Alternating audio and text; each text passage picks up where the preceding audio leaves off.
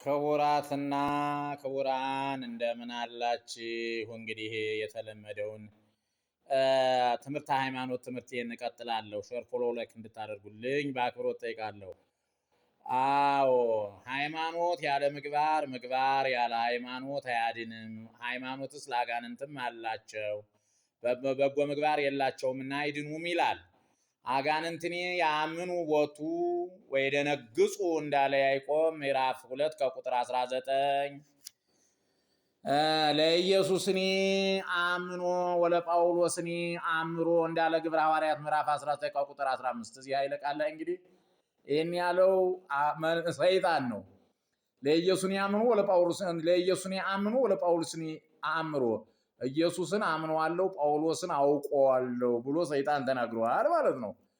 ቦኑ ሃይማኖት ተክለ አድኅኖት እንዳለ ያዕቆብ ምዕራፍ 2 ከቁጥር 14 የቀና ሃይማኖት ተምሮ በጎ ምግባር ባይሰራ ሃይማኖቱን የካደ ትምህርቱን ያሰደበ ነው። እሺ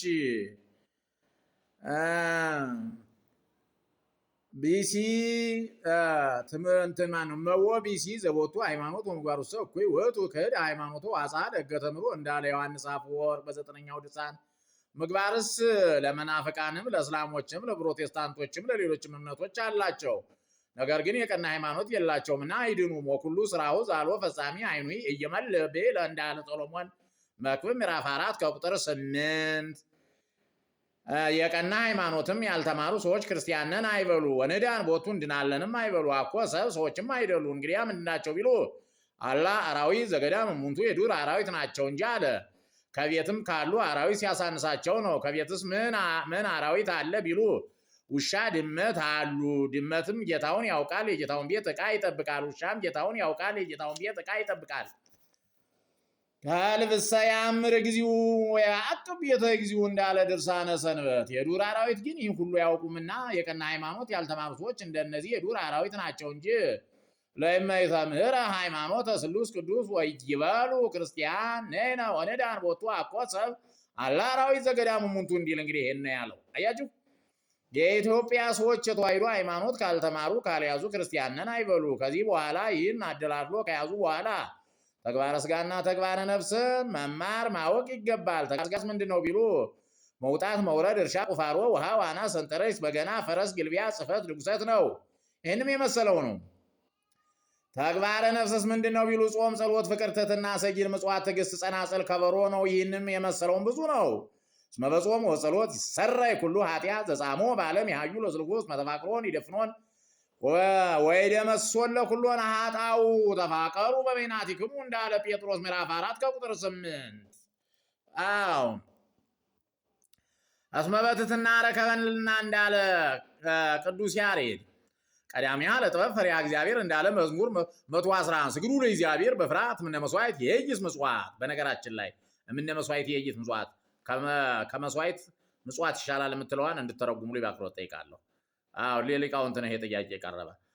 አዎ እምነ መስዋዕት የይስ ምጽዋት እስመ በትዕግሥትክሙ ታጠሪው ዋለ ነፍስክሙ እንዳለ ሉቃስ ምዕራፍ 21 ከቁጥር 19። ሃይማኖትስ ምንድን ነው ቢሉ አምስቱ አዕማደ ምስጢር ናቸው። አምስቱ አዕማደ ምስጢር ማን ናቸው ቢሉ ምስጢረ ሥላሴ፣ ምስጢረ ሥጋዌ፣ ምስጢረ ጥምቀት፣ ምስጢረ ቁርባን፣ ምስጢረ ትንሣኤ ሙታን ናቸው። እፈቅድ እንግር አምስተ ቃላት አዕማዲሃ ለቤተ ክርስቲያን እንዳለ ጳውሎስ አንደኛ ቆሮንቶስ ምዕራፍ 14 ከቁጥር 19።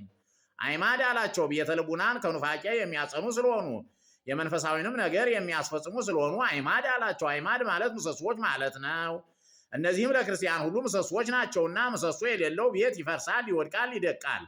የቀና ሃይማኖትም የሌለው ያልተማረ በጎ ምግባር የሌለው ክርስቲያን መንጸፈ ደይን ይወድቃል እንጂ በእግረ አጋንንት ይረገጣል እንጂ እምቅድመ ያእምር ፍጡር ፈጣሪሁ ኢይትወሀቦ ጸጋ እግዚአብሔር አሎ ዘይትገበር በዲበ ምድር ዘእንበለ አምስቱ አዕማደ ምስጢር ይላል። እንግዲህ መቅድመ ሃይማኖት እስከዚህ ድረስ እንደዚህ ተንትኘዋለሁ። እንግዲህ ይህንን ይመስላል። ነገ ደግሞ ቀጣዩን ከዚህ ያስቀጥሎ የሚለውን እልላችኋለሁ።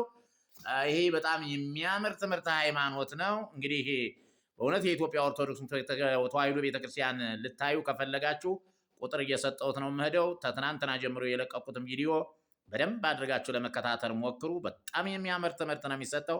ኦርቶዶክስ ማናት የሚለውን ቁልጭ አድርጎ ሳትበረዝ ሳትከለስ እንደወረደ ነው እየተናገርኩ ያለሁት። እንግዲህ ሃይማኖት ማወቅ ማለት እንደዚህ ነው። በነገራችን ላይ ማንኛውም እንኳን የቤተ ክርስቲያን ትምህርት የተማረ ሰው አይደለም፣ ማንኛውም የእምነቱ ተከታይ ይህንን እኔ የምተነትነውን ትምህርት ያላወቀ መንግስተ ሰማያት አይገባም።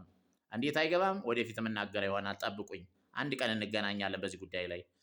በተለይ ቤተክርስቲያን አገልጋይ ነን የምትል ሻሽ ጠምጣሚ፣ አስኬማ፣ ተክሊል ምናምን ያደረክማ በደንብ ጠንቀቅ አድርገህ ይህን ትምህርት ማወቅ አለብህ። በቃ እግዚአብሔር ማን ነው? እግዚአብሔር የት ነው? እግዚአብሔር ምንድን ነው? እግዚአብሔር መቼ ነበረ? እግዚአብሔር እስከ መቼ ድረስ ነበረ? እግዚአብሔር ማለት ምን ማለት ነው? ፊቱ ወዴት ነው? ፊት አለው ወይ የለውም ወይ? በቃ ይህንን ብጥር አድርጎ በተለይ የቅዳሴ የምትቀድሱ ካህናት ልጠቁማችሁ ገብታችሁ እንድታነቡ። አልቦ ቀዳማዊ ዋልቦ ዳህራዊ አልቦ የማን ዋልቦ ጸጋም አልቦ ጠፈር ዋልቦ መሰረት ነነ ጠፈር ወነነ መሰረት። ይህንን ተመራመሩ። ሃይማኖት ይሄ ነው እንግዲህ። የእግዚአብሔር ፊት ማለት ይሄ አሁን ያልኩት ነው። እንደዚህ አድርገን እንግዲህ እንመማራለን። እንግዲህ የሚጠይቅ ካለ ፖስት ማድረግ ይችላል። ላይክ ሼር አድርጉ ሰው እንዲከተለው። እኔ አለቃ ይባቤ ነኝ። ቆየን። አመሰግናለሁ።